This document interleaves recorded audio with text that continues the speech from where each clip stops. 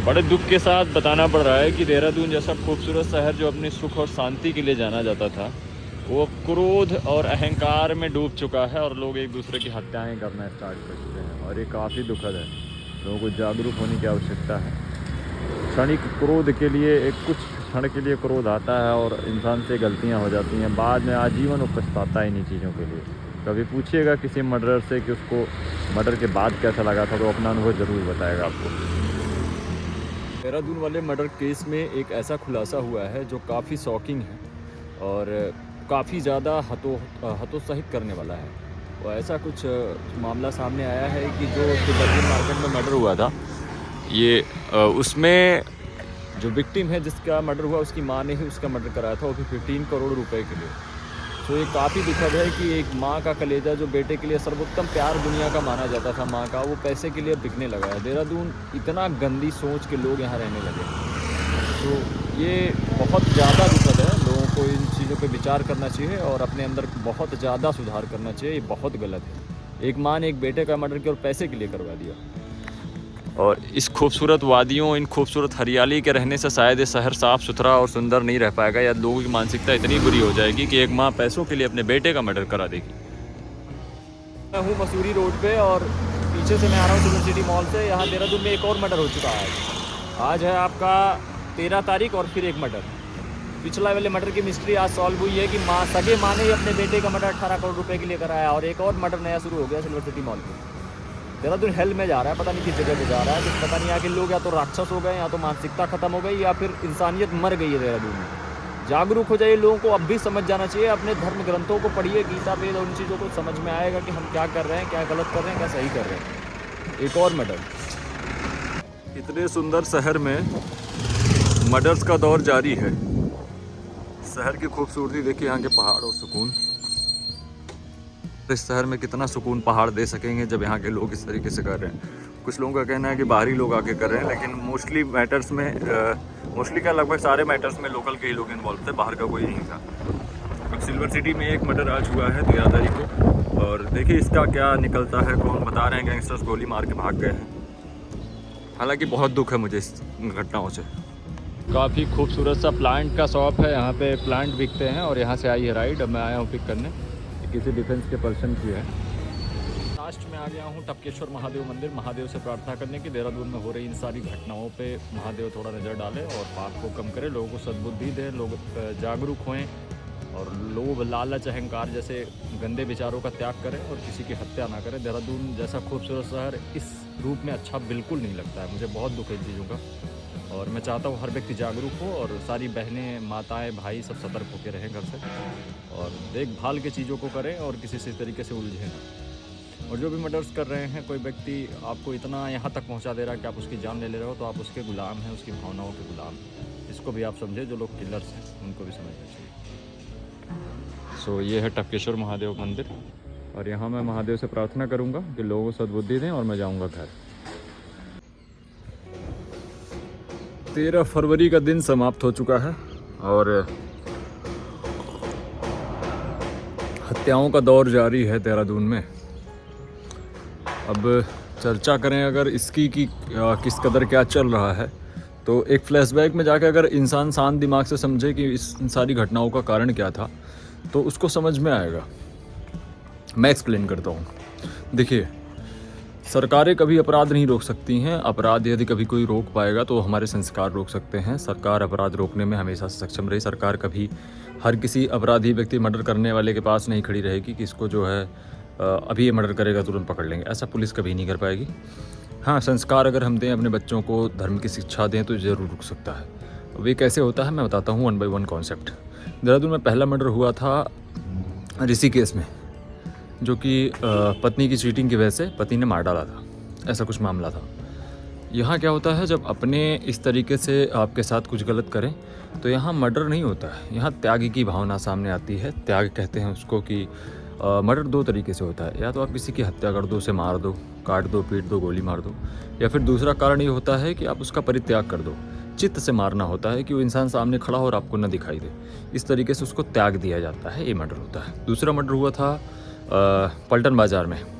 पलटन बाज़ार में इसलिए हुआ था क्योंकि एक विवाहित व्यक्ति था जिसने एक लड़की से संबंध बनाए थे और वो कह रहा था कि तुम मेरे साथ रहो, लड़की उसको छोड़ना चाहती थी, उसने उसको मार दिया। लोग कह रहे हैं कि प्रेम का कारण था इसलिए मार दिया, प्रेम था। प्रेम कभी मर्डर करवाता ही नहीं है। ये कैसे संभव हो सकता है कि एक व्यक्ति के लिए आप हमेशा जान देने के लिए आतुर रहते हैं, आप उसको जान से ज़्यादा मानते हैं, जान से ज़्यादा चाहते हैं और फिर आप कहते हैं कि उसी की जान ले लेते हैं कुछ क्षण बाद। तो ये प्रेम नहीं हो सकता है, उसका अहंकार चोटिल हुआ था। उसका मन था कि मेरे साथ दोनों महिलाएं रहें, और जब एक महिला ने मना किया तो उसके अहंकार पे चोट पहुंची और उसका अहंकार जगा, उस क्रोध में बदला और उसने उसकी हत्या कर दी। तीसरा मर्डर हुआ था तिब्बतियन मार्केट देहरादून में, जिसमें एक उसका खुलासा ये हुआ है कि उसकी माँ ने उसको मरवा दिया। माँ लालच में आ गई थी, और लालच, अहंकार, क्रोध, ये सब सारे भाव जब इंसान के अंदर उठते हैं तो उसकी आंखों पे एक पर्दा पड़ जाता है और उसको पता नहीं चलता कि हम क्या कर रहे हैं। हालांकि बाद में उसको ये रियलाइज़ होता है कि उसने क्या कर दिया, और फिर उसके बाद उसके समझ में आता है कि हाँ, मुझसे गलत हो गया। और ये अहंकार के पर्दा, जब आप धार्मिक होते हैं, आध्यात्मिक होते हैं, आप वेद ग्रंथों का अध्ययन करते हैं, पढ़ते समझते हैं, भागवत गीता जैसे अध्यात्म को पढ़ते हैं, पुस्तकों को पढ़ते हैं, तो आपको ये भाव पहले ही पता चल जाते हैं कि आपके साथ क्या हो रहा है, आपको कहाँ से क्या आ रहा है, कौन सा भाव आपके अंदर जग रहा है, आप सही कर रहे हैं, गलत कर रहे हैं। लालच था, लालच की वजह से ये हुआ दूसरा वाला। उनकी माँ ने उनको 18 करोड़ रुपए के लालच के लिए मरवा दिया। ये था दूसरे मर्डर का भाव, जो कि यहाँ तिब्बतन मार्केट में हुआ था। उसके बाद आता है तीसरा मर्डर, जो हुआ है आज, यानी कि सिल्वर सिटी मॉल में। मैंने सिंपली लोगों से पूछा तो लोगों ने कहा कि उसका कर्म था।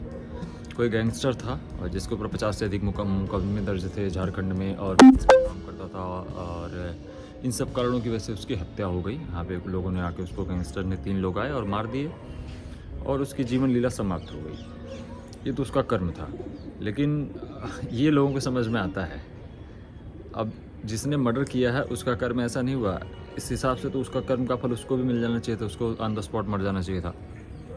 कौन क्या कर रहा है, कौन क्या सही गलत कर रहा है, इसके लिए न्यायालय बने हुए हैं। नीचे भी न्यायालय है, ऊपर भी न्यायालय है, दोनों जगह न्याय होता है। तो इसके हम लोग ये नहीं है कि हम न्याय करेंगे इन चीज़ों का। ओवरऑल ये है कि अपने बच्चों को धर्म की शिक्षा ज़रूर दें, ताकि अभी हो रहे मर्डर्स को हम नहीं रोक सकते, लेकिन आने वाली पीढ़ी हमारी इतनी अच्छी हो जाए कि वो इन भावों को समझे और मर्डर, हत्या जैसी चीज़ों में बिलीव ना करे। और दिन अच्छा रहा। आज के लिए मैं ईश्वर का आभारी हूँ कि उन्होंने मुझे बहुमूल्य सांसें दी जो मेरी चल रही है, और मैं आपसे बात कर रहा हूँ। और एक बेहतरीन दिन जिया मैंने, मेरे हिस्से में उन्होंने जोड़ा। अपने यूट्यूब की तरफ मैं अग्रसर हूँ। अपने दिन भर के जीवन को मैं भागवत गीता को पढ़ता भी हूँ और उसको जी के दिखाता भी हूँ लोगों को। मैंने बिना किसी को सताए, बिना किसी को परेशान किए दिन भर में 1000 रुपये की लगभग अर्निंग भी की। चाय पी रहा हूँ, नहा धो लिया हूँ, पूजा पाठ चल रहा है, भोजन बनाता हूँ, खाता हूँ, समय से सोता हूँ, समय से उठता हूँ, सब कुछ अच्छा चल रहा है। और मैं इन सब के लिए अपने ईश्वर का, अपने भगवान का आभारी हूँ, और मैं आजीवन इस चीज़ का आभारी रहूँगा कि मेरी सांसें चलती रह रही हैं उनकी वजह से, और ये वो कर पा रहे हैं। जिस माँ ने 18 करोड़ रुपए के लिए अपने बेटे की हत्या करवाई है, उसके दिमाग में अगर ये थॉट आया होता कि इंसान के जीवन में केवल एक चीज़ ऐसी होती है जो उसको नहीं पता होता है कि उसकी सांसें कब रुक जाएंगी। अगर 18 करोड़ उनको हाथ में मिल जाता और फिर उनकी सांसें रुक जाती तो क्या करते। इस चीज़ का जिसको आभास हो जाता है ना कि मुझे सब कुछ पता है कि मैं क्या कर लूँगा, क्या नहीं कर पाऊँगा, लेकिन मुझे मेरी सांसों का नहीं पता है कि ये कब रुक जाएंगी। इस चीज़ का जिसको आभास हो जाता है, जो इन चीज़ों को समझ जाता है, वो कभी किसी गलत काम में हाथ नहीं लगाता है। आप अपने शरीर में, मैं फ़ोन हाथ उठा रहा हूँ, हाथ से बोल रहा हूँ उठ जाओ, दिमाग से लगा रहा हूँ, सेंस दे रहा हूँ, कमांड दे रहा हूँ कि उठ जाए।